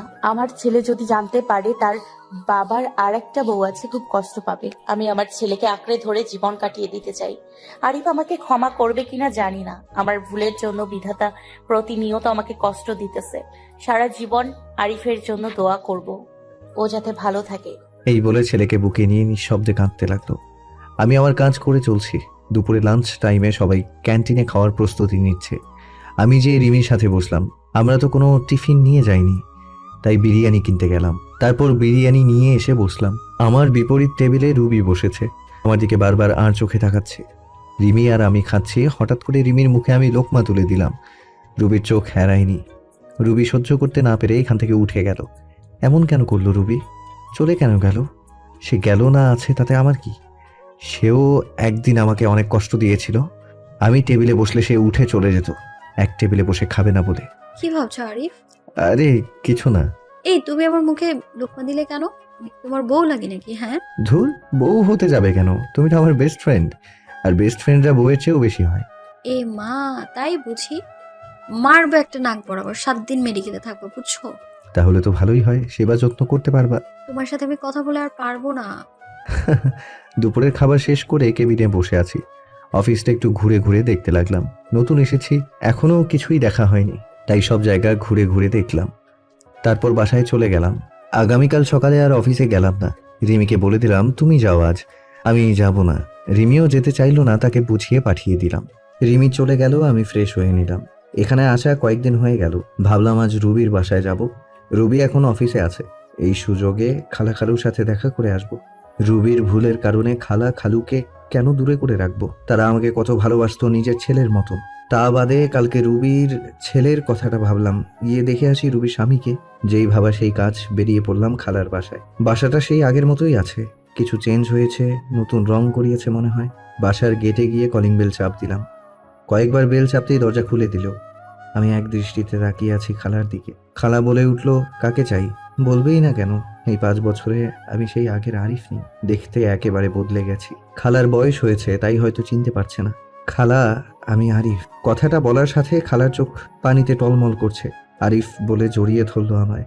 আমিও কেঁদে দিলাম। কোথায় ছিলি তুই বাবা? জানিস আমরা তোকে কত খুঁজেছি। তোর খালা একেবারে ভেঙে পড়েছিল তোকে না পেয়ে। কেন এইভাবে চলে গেছিলি? তোর আমাদের কথা মনে পড়েনি একবারও? কেঁদেই যাচ্ছে। মনে পড়েছিল খালা, কিন্তু কি করব বলো, তখনকার পরিস্থিতি। আমি রুবিকে বলেছিলাম যে তার জীবনে আর ফিরে আসবো না। এখন তো রুবির বিয়ে হয়ে গেছে, স্বামী ছেলে সংসার হয়েছে, তাই আসলাম, তাই আবার ফিরে আসলাম। কি বলছিস তুই? রুবির বিয়ে হয়ে গেছে মানে? কেন, রুবির বিয়ে হয়নি? তার একটা ছেলেও তো দেখলাম। রুবির কোনো বিয়ে হয়নি, তুই ভিতরে আয়, বলছি সব তোকে। আমি ভেতরে গিয়ে বসলাম, খালার মুখ চেয়ে বসে আছি সবকিছু জানার জন্য। নীরবতা ভেঙে আমি বললাম, কি হলো খালা, বলো। তাহলে শোন, তুই যখন বাড়ি থেকে চলে গেছিস, রুবি তখন অনেক খুশি হয়েছিল। তার কয়েকদিন পর আমি দেখলাম রুবি সারাদিন কি যেন চিন্তা করতো আর কাঁদতো, খাওয়া দাওয়া ছেড়ে দিয়েছিল। আমি যখন জিজ্ঞেস করি তখন বলতে লাগে, মা, আমি একটা বড় ভুল করে ফেলেছি মা, আমার জন্য আরিফ এই বাড়ি ছেড়ে চলে গিয়েছে। কি বলছিস? যেমন খুলে বল। তারপর রুবি সেই দিনের রাতের কথা বলল। সকালে তোর সাথে অনেক বাজে ব্যবহার করে তোকে চলে যেতে বলেছে। একদিন রুবির সাথে ওর বান্ধবীর দেখা হয়। ওর বান্ধবী বলে দেয় যে রুবি যখন ড্রিঙ্কস করে ফেলে তখন সেন্স ছিল না, তখন তার ভাই রুবির সাথে খারাপ ব্যবহার করে। তাই তার বান্ধবী রুবির কাছে ক্ষমা চেয়ে চলে যায়। রুবি এসব কথা শুনে মাথাটা ধরে যায় যে তোকে দোষারোপ করেছে। মেয়েটা অনেক ভেঙে পড়ে যায়, তাই ওকে আমি কিছু বলি নাই। তার কয়েক মাস পর রুবি একদিন মাথা ঘুরে পড়ে যায়। আমি ডাক্তারের কাছে নিয়ে জানতে পারি রুবি মা হতে চলেছে। আর রুবির সাথে যে ছেলেটা দেখছিস, ওটা তোর আর রুবির ছেলে। কথাগুলো শোনার পর আমার চোখ দিয়ে আপনা আপনি পানি পড়তে লাগলো। তার মানে ও আমার ছেলে? আমার যে কি আনন্দ লাগছিল বলে বোঝাতে পারবো না। তাই রুবি আমায় আর রিমিকে একসাথে দেখে জ্বলছিল। আরিফ শোন বাবা, রুবি না তোকে অনেক ভালোবাসে। তুই চলে যাওয়ার পর ও ওর ভুল বুঝতে পেরে অনেক কেঁদেছে। তোর জন্য আজ অপেক্ষা করে বসে আছে মেয়েটা। তুই আর ওকে ফিরিয়ে দিস না বাবা। তাই বললে কি হয়? আমাকে ও কম কষ্ট দিয়েছিল নাকি? তার প্রতিশোধ আমি না নিয়ে তাকে কাছে টেনে নিব না। খালা আমার একটা কথা রাখবে? কি কথা বল? আমি যে এখানে এসেছি তা যেন রুবি না জানতে পারে। আমি যে সব জানি। আর শোনো, রুবি আমাকে কম কষ্ট দেয়নি, তাই ওকে একটু শিক্ষা না দিয়ে আমি আমার কাছে টেনে নিব না। ও বুঝুক আপনজনকে কষ্ট দিলে কি হয়। আচ্ছা, তুই যা ভালো মনে করিস। ওই তো তোর খালু এসে পড়েছে। তাই আমি খালুর সাথে কথা বলে অনেক সময় ওখানে থেকে চলে আসলাম, আর বলে আসলাম রুবি যেন কিছুতেই জানতে না পারে। রাস্তা দিয়ে যাচ্ছিলাম, কিছুক্ষণ যাওয়ার পর চোখ পড়লো একটা স্কুলের গেটে। দেখি যে আমার ছেলেটা ব্যাগ ঘাড়ে নিয়ে দাঁড়িয়ে আছে। কাছে গিয়ে জিজ্ঞেস করলাম, কি হলো বাবা, এখানে মন খারাপ করে দাঁড়িয়ে আছো কেন? জানো আঙ্কেল, আমার বাবা নেই। আজ স্কুলে সবার বাবা মাকে ডেকেছে। আম্মু এসে শুধু স্যারের সাথে কথা বলে গেছে। আমি রাগ করে কেন দাঁড়িয়ে আছি। ছেলের কথা শুনে বুকের বাঁ পাশে চিনচিন ব্যথা শুরু হয়ে গেল। মনে মনে বলছি, আমি তো তোর বাবাই, শুধু পরিস্থিতির কারণে আজ তোর থেকে দূরে। ছেলেকে আদর করে দারোয়ানকে বলে স্কুলের গেটের ভেতরে ঢুকিয়ে দিয়ে আসলাম। মনে মনে ভাবছি রুবি না হয় নিষ্ঠুর, তাই বলে আমিও নিষ্ঠুর হব? নিজের ছেলের পরিচয় আমার কাছ থেকে গোপন রাখলাম। নিজের ছেলের কাছে আমি আজ পিতার পরিচয় গোপন রাখলাম। খুব কষ্ট হচ্ছে। মা, আজও ওই আঙ্কেলটা আমার স্কুলে আসছিল, আমাকে অনেক আদর করেছে। ওইরকম যদি আমার বাবাই হতো খুব ভালো হতো না মা? রোহান তোমাকে না বলেছে অপরিচিত কোনো লোকের কাছে না যেতে? আর কোন আঙ্কেল আমাকে একটু কালকে দেখিয়ে দিও তো। আচ্ছা ঠিক আছে মা। রুবি তার ছেলেকে নিয়ে বাসায় চলে গেল। আমার কথা মতো খালাখালু কেউ বলেনি যে আমি এখানে এসেছিলাম। পরদিন অফিসে গিয়ে কেবিনে কাজ করছি, এমন সময় পিয়ন এসে আমাকে বলল, রুবি ম্যাডাম আপনাকে ডেকেছে। আমি দেরি না করে চলে গেলাম। মিস্টার আরিফ খান, আপনি কাল অফিসে এলেন না? কতগুলো কাজ ছিল, এইভাবে কাজ না করলে প্রজেক্টটা শেষ করবেন কিভাবে? আসলে ম্যাডাম ভুলে গিয়েছিলাম একটু। রাখেন আপনার ভুলে যাওয়া। এত বড় প্রজেক্টের কাজ কোন ভদ্রলোক যে আপনাকে দিয়েছে আমি তো ভেবে পাচ্ছি না। আর ভুলে তো যাবেনই, সুন্দরী বউকে নিয়ে অফিসে নষ্টি ফষ্টি করলেই তো সবই ভুলে যায়। Sorry madam. এমন সময় রোহান এসে বলল, মা, এই আঙ্কেল আমাকে খুব আদর করে, তোমাকে এনার কথা বলছিলাম। রুবি জিজ্ঞাসাসূচক দৃষ্টিতে আমার দিকে তাকালো। আমি তার মুখে একটু খুশির ছাপ দেখতে পাচ্ছি। তারপর আবার কঠোর রূপ ধারণ করলো। তোমাকে না বারণ করেছি অপরিচিত ফালতু লোকের কাছে না যেতে? আমার দিকে তাকিয়ে কথাটা বলল। মা, আঙ্কেল খুব ভালো, তুমি ফালতু বলছো কেন? চুপ, একদম চুপ। বেশি পাকনা হয়ে গেছো না? আর এই যে মিস্টার আরিফ, আপনি আমার ছেলের সাথে আর মিশবেন না, এই বলে দিলাম। মুহূর্তের মধ্যে মন খারাপ হয়ে গেল। ফালতু কি আমি নাকি তুমি নিজেই রুবি? খুব বলতে ইচ্ছা করছে। রুবি, কি দেখেছো তুমি আমার মাঝে ফালতুর মতো কার্যকলাপ? বলতে গিয়ে আর বললাম না। কেবিন থেকে এক বুক হতাশা নিয়ে বেরিয়ে আসলাম। মা হয়ে কেমনে নিজের ছেলেকে তার বাবার সাথে মিশতে দেয় না, খুব কষ্ট লাগছে। আচ্ছা, আমিও তোমাকে বুঝিয়ে দেবো রুবি কষ্টের উপলব্ধিটা কেমন। অফিস শেষে রিমিকে বললাম আমার সাথে ঘুরতে যাবে নাকি। রিমিও রাজি হয়ে গেল। আমি আর রিমি একটা পার্কে বসে আছি। আমার মন খারাপ দেখে রিমি জিজ্ঞেস করলো, মন খারাপ কেন আরিফ? কই কিছু না তো, এমনি। আচ্ছা একটা কথা বলো তো আরিফ, কি? রুবি ম্যাডাম কিছুদিন থেকে তোমাকে চোখে চোখে রাখছে। আমার সাথে হেসে হেসে কথা বলে প্রচুর রাগ হয়। সেদিন আমাকে জিজ্ঞেস করলো, তোমাদের আচরণ দেখে মনে হলো স্বামী স্ত্রী। কতদিন হয়েছে তোমাদের বিয়ে হওয়ার? আর আরো অনেক কথা বলেছে। আচ্ছা তোমার সাথে রুবি ম্যাডামের কোনো সম্পর্ক আছে? আমি দীর্ঘশ্বাস ফেলে জবাব দিলাম, থাক না ওসব কথা। বলো না আরিফ। আমি তোমাকে আমার স্ত্রীর কথা বলেছিলাম না? রুবি সেই আমার স্ত্রী। কথাটা বলতেই রিমি অবাক হয়ে গেল। এই হচ্ছে তোমার বউ? আমি রুবিকে সবকিছু বলবো, তোমাকে মেনে নিবে? কিচ্ছু বলতে হবে না তোমাকে, যা করার আমি করব। তারপর রিমিকে বললাম, তুমি শুধু অফিসে আমার সাথে প্রেমের অভিনয় করবে, এটুকুই। অনেকক্ষণ নীরব থেকে রিমি মাথা নেড়ে হ্যাঁ জবাব দিল। রাতে দুজনে একসাথে বাসায় ফিরে আসলাম। খাওয়া দাওয়া শেষ করে বিছানায় শুয়ে পড়লাম। কি করব কিছুই বুঝতে পারছি না। ভাবতে ভাবতে ঘুমিয়ে পড়লাম। সকালে ঘুম ভাঙলো অ্যালার্মের শব্দে। তারপর রিমির ফুফু নাস্তা দিল, খেয়ে অফিসের উদ্দেশ্যে বেরিয়ে গেলাম। অফিসে পৌঁছে রিমিকে বললাম, তুমি ভেতরে যাও, আমি একটু পাশের দোকান থেকে আসছি। কিছু সময় পর অফিসে ঢুকলাম। গিয়ে দেখি রিমি আর রুবি বসে বসে কাজ করছে। এই জানো, কি করছো ওখানে? তুমি এখানে কেন? চলো আমার কেবিনে চলো। রুবির দিকে তাকিয়ে দেখি রাগে লাল হয়ে গেছে, মনে হচ্ছে এখনই চিবিয়ে খেয়ে ফেলবে। ও বাবু, দেখছো না কাজ করছি, পড়ে যাব তো। হ্যাঁ, এত বড় লোকটাকে বাবু বলছে। রুবি বিড়বিড় করে বলল। আচ্ছা জানু, আমি এখন যাই। একটা ফ্লাইং কিস ছুঁড়ে মারলাম। ভালো লাগছিল না, তাই অফিসের ছাদে চলে গেলাম। গিয়ে দেখে আমার ছেলে একটা বল নিয়ে খেলছে। আমাকে দেখা মাত্রই আমার কাছে আসলো। তোমার আম্মু বকা দিবে না আমার কাছে আসছো যে? আম্মু অনেক পচা, আমার সাথে অনেক রাগ করে। তাই বুঝি বাবা। ছেলেকে নিয়ে ছাদে দাঁড়িয়ে আছি, এমন সময় রুবি আসলো ছেলের খোঁজে। তোমাকে না আমি বলছি এখানে না আসতে, বাবু আসলে কেন? এই বলে ছেলেকে আমার হাত থেকে নিয়ে যাওয়ার জন্য আসলো। দাঁড়াও রুবি। অনেকটা অবাক হলো আমার কথা শুনে। এই সন্তান কার? আমার আর আমার স্বামীর। কেন, আপনার কি হয়েছে? তা তোমার স্বামীটা কে জানতে পারি? আপনাকে না জানালেও চলবে। আপনি কে হন যে আপনাকে বলবো? এ কথা শুনে নিজের রাগ কন্ট্রোল করতে পারি না, তাই ঠাস ঠাস করে দুটো চর বসিয়ে দিলাম। রুবির চোখ দিয়ে পানি পড়ছে, গাল দুটো ফুলে লাল হয়ে গেছে। এই সন্তানটা কার সত্যি করে বলো রুবি, না হয় আমার চেয়ে কেউ খারাপ হবে না। তোমাকে বলে কি লাভ, আর কি বা হও তুমি আমার? তাচ্ছিল্যের হাসি দিয়ে বললাম, অন্যতম যে স্ত্রী স্বামীকে মানে না, স্বামীকে চরিত্রহীন বলে গালি দিয়ে বাসা থেকে বের করে দেয়, তার কপালে যাই হোক স্বামী জুটবে না। শুনলাম তোমার নাকি বিয়ে হয়নি, তাহলে এই ছেলেটা কোথা থেকে আসলো? না জানি কার সাথে কি করে বেরিয়েছ। ছি!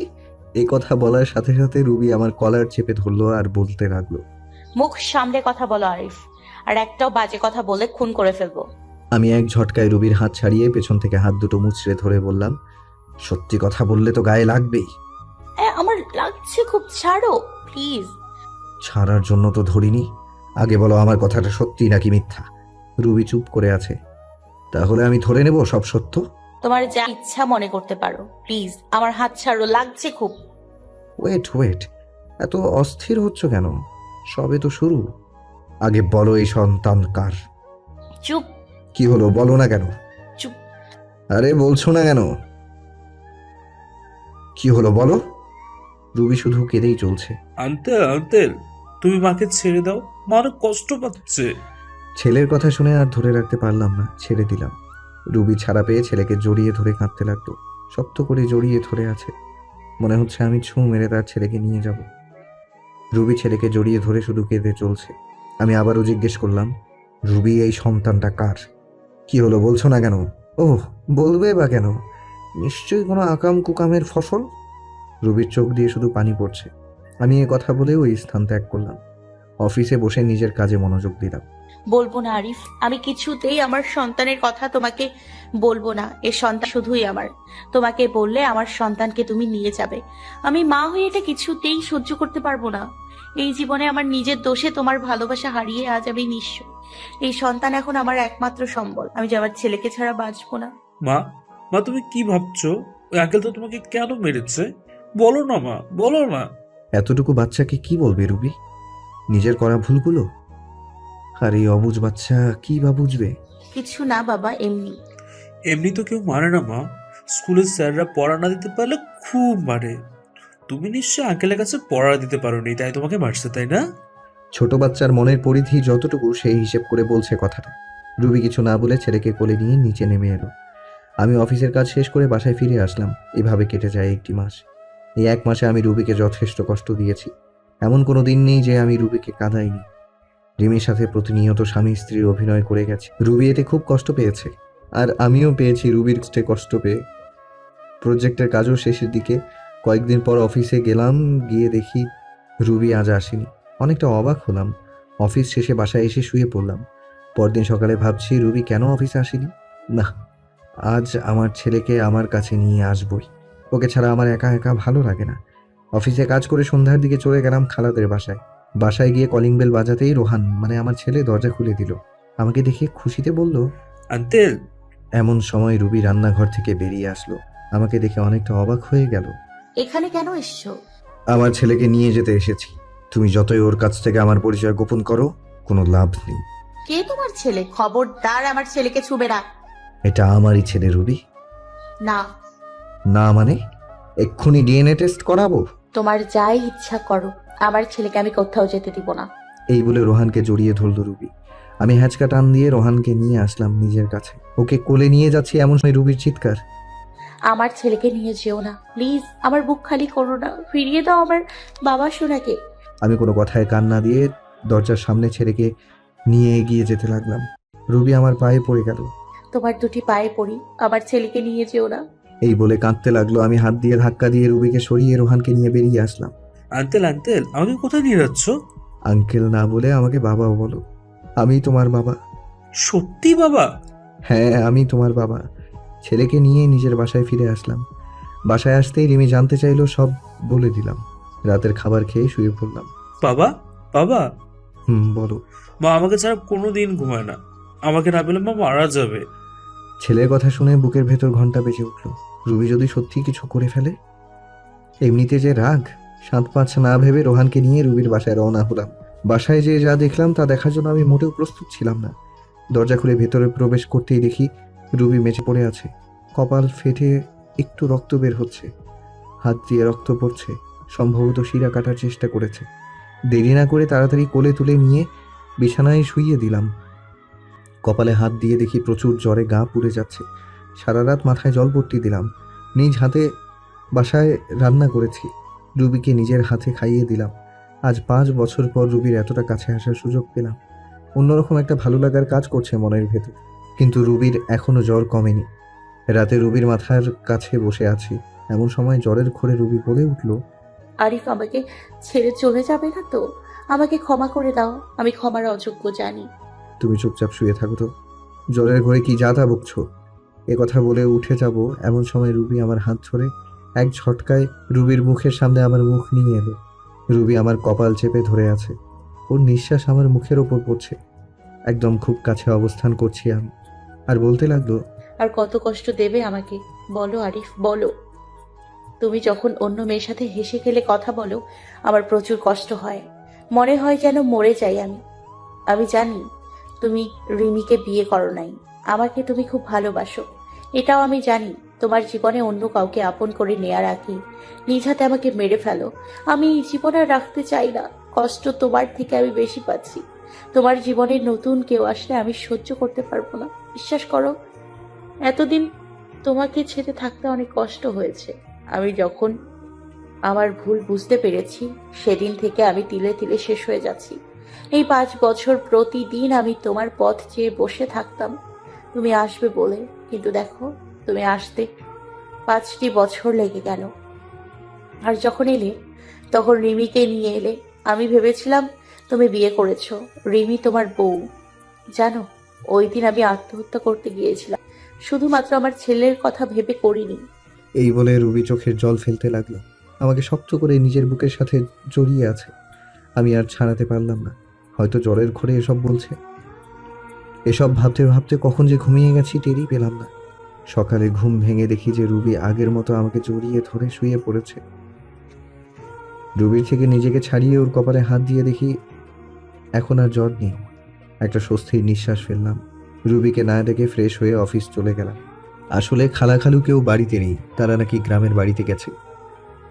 সন্ধ্যায় রুবির বাসায় আসলাম। রুবির কোনো কথাবার্তা নেই, চুপচাপ আমাকে খাবার বেড়ে দিচ্ছে। আমি খেয়ে দিয়ে ছেলেকে আদর করে চলে আসবো এমন সময় রুবির ডাক। আরিফ, বলো রুবি। তোমার কাছে একটা জিনিস চাইবো, দেবে? ধরে নাও, আমার জীবনে এটা শেষ ইচ্ছা। মনের ভেতর ওলটপালট হয়ে গেছে কথাটা শোনার পর থেকে। চাপা কণ্ঠে জবাব দিলাম, কি জিনিস? একটা রাত, শুধু একটা রাত তোমার কাছে স্বামীর অধিকারটুকু চাই। জীবনে আর কিচ্ছু চাইবো না, শুধু একটা রাত চাই। কি বলছো এসব? তোমার মাথা ঠিক আছে তো? প্লিজ না করো না, আমার এই অপূর্ণ ইচ্ছাটা পূরণ করো। এই বলে রুবি আমার দিকে এগিয়ে আসলো। সকালবেলা ঘুম থেকে উঠে দেখি রুবি নেই। কিন্তু রুবি নেই, আমার ছেলেটা পাশের রুমে দেখলাম। বাসায় তন্ন তন্ন করে খুঁজলাম, কিন্তু কোথাও নেই। গেলটা কই? আমার মনে হচ্ছে রুবিকে আমি হারিয়ে ফেলেছি। আমার নিঃশ্বাস বন্ধ হয়ে আসছে, মনে হচ্ছে দম বন্ধ হয়ে এক্ষুনি মারা যাব। রুবিকে খুঁজতে খুঁজতে টেবিলের দিকে চোখ পড়লো, দেখলাম একটা চিঠি। চিঠিটা খুলে পড়তে লাগলাম। আরিফ, তুমি যখন এই চিঠিটা পাবে, হয়তো আমি তোমার থেকে অনেক দূরে চলে যাব। আমি জানি তুমি আমাকে হয়তো কখনো ক্ষমা করতে পারবে না। তোমার ওপর আমি যে দুর্ব্যবহার করছি তা হয়তো ক্ষমার অযোগ্য। আমি রাতে তোমার কাছে স্ত্রীর অধিকার চেয়েছিলাম, তা তুমি দিয়েছো, তাতেই আমি অনেক খুশি। চলে যাচ্ছি তোমার জীবন থেকে, আর আসবো না। কোথায় যাচ্ছি তা আমি নিজেও জানি না। আর হ্যাঁ, তোমার ছেলেকে তোমার কাছেই রেখে গেলাম। ওকে তুমি নিজের মতো করে বড় করো, আর রিমিকে বিয়ে করে নিও। ভালো থেকো। চিঠিটা পড়ে আমার দু চোখ দিয়ে পানি পড়েই যাচ্ছে। মনে হচ্ছে আমার ভেতর থেকে কেউ কলিজা টেনে ছিঁড়ে বের করে নিচ্ছে। আর দেরি না করে বেরিয়ে পড়লাম। যাওয়ার সময় দেখি খালু চলে এসেছে। আমার দিকে তাকিয়ে বলল, কি হয়েছে? আমি শুধু বললাম, রোহানকে দেখে রেখো। বলে বেরিয়ে গেলাম রাস্তায়। গোটা রাস্তা পাগলের মতো এপাশ ওপাশ খুঁজতে লাগলাম। প্রায় অনেক জায়গা খোঁজা শেষ করে এবার আশা ছেড়েই দিয়েছি। হাঁপিয়ে রাস্তায় বসে পড়লাম। কিছু সময় নিচে বসে থাকার পর সামনে চোখ পড়ল বাস স্টেশনের বেঞ্চের মেয়েটির দিকে। রুবির মতো। আমি ভুল দেখছি না তো? চোখ ডোলে দেখলাম না, সত্যি রুবি বসে আছে, নিচের দিকে তাকিয়ে কান্না করছে। বাস এত সকালে ছাড়েনি, তাই মনে হয় বাসের অপেক্ষায় বসে আছে। আমি আর দেরি না করে দৌড়ে চলে গেলাম রুবির কাছে। গিয়ে বললাম, রুবি। আমার দিকে চেয়ে আবার মাথা নিচু করে আছে। রুবি, তুমি এইভাবে চলে আসলে কেন? কি হলো, কথা কানে যাচ্ছে না? বলো। মাথাটা খারাপ হয়ে গেল। বেঞ্চের থেকে টেনে দাঁড় করিয়ে দিলাম এক থাপ্পড়। গালে হাত দিয়ে আমার দিকে ছলো ছলো চোখে তাকিয়ে কেঁদেই যাচ্ছে। আমার আর তার কান্না সহ্য হলো না। টান দিয়ে বুকের সাথে মিশিয়ে নিলাম। কি ভেবেছো নিজেকে? যখন তখন আমাকে কষ্ট না দিয়ে তোমার ভালো লাগে না, তাই না? জানো না আমি তোমাকে কতটা ভালোবাসি? আর কি বললাম, আমি রিমিকে বিয়ে করে নিব, তাই না? যদি রিমিকে বিয়েই করতাম তাহলে 5 বছর আগেই করতাম। আমার হৃদয়ে শুধু তুমি আছো। সে জায়গা আমি কাউকে দিতে পারবো না। শুধুমাত্র সামান্য ভুল বোঝার কারণে আজ আমাদের এই পরিণতি, সম্পর্ক ভাঙনের পথে। কিন্তু রুবি, একবারের জন্যই কি আমাকে বিশ্বাস করতে পারোনি সেদিন? নাকি তোমার ব্যর্থতা? রুবি ফুপিয়ে ফুপিয়ে আছে। চোখের জল মুছে দিতে আমাকে জড়িয়ে ধরে কেঁদে চলছে। আমাকে অনেক শক্ত করে জড়িয়ে ধরে আছে। মনে হচ্ছে আমাকে কেউ ছিনিয়ে নিয়ে যাবে। আমাকে ক্ষমা করে দাও আরিফ। তুমি ক্ষমা না করলে আল্লাহ আমার উপর নারাজ হবে। আমি নিজেই স্বামীকে অনেক কষ্ট দিয়েছি। এই বলে আবার কাঁদতে লাগলো। আমি চোখের জল মুছে দিয়ে বললাম, পাগলি, এতে ক্ষমা চাওয়ার কি আছে? তোমার আরিফ তোমার উপর কোনো রাগ করেনি, তোমার উপর অসন্তুষ্ট হয়নি। কথা দাও এভাবে ভালোবেসে যাবে তো সারা জীবন। এইভাবেই ভালোবেসে যাব। তারপর দুজনে বাসায় চলে আসলাম। এরপর খালুর সাথে কথা বলতে বলতে রাতের খাবার খেয়ে নিলাম। আজ খালু অনেক খুশি আমাদের মিল হওয়া দেখে। খাবার শেষে রুমে আসলাম, অপেক্ষা করছি রুবি আসার জন্য। কিছু সময় পর রুবি রুমে আসতে তাকে জড়িয়ে ধরলাম। কি করছো কি? ছাড়ো বলছি। আজ তো আর ছাড়ছি না। কাল তুমি স্ত্রীর অধিকার বুঝিয়ে নিয়েছো, আজ আমি স্বামীর অধিকার বুঝিয়ে নেব। এমন সময় দরজা খোলা থাকায় আমার ছেলে ঘরে আসলো। তোমরা কি করছো? হে প্রভু, হে হরিরাম কৃষ্ণ জগন্নাথ প্রেমানন্দে। ইয়ে ক্যা হুয়া? ছেলের মুখে এমন কথা শুনে আমি কি বলবো। রবি তো আমার বুকে মুখ লুকিয়ে আছে। আসলে তোমার আম্মুর খারাপ লাগছিল তো, তাই। থাক, আর বলতে হবে না। আমি গেলাম নানুর রুমে, তোমরা থাকো। যা ভাবার ভাবুক। অনেকদিন পর বউকে পেয়েছি, সময় নষ্ট করলে চলবে না। তারপর রবিকে জড়িয়ে ধরে ভালো থাকুক তাদের প্রেমের বন্ধন। দোয়া করি যাতে সুখে থাকে।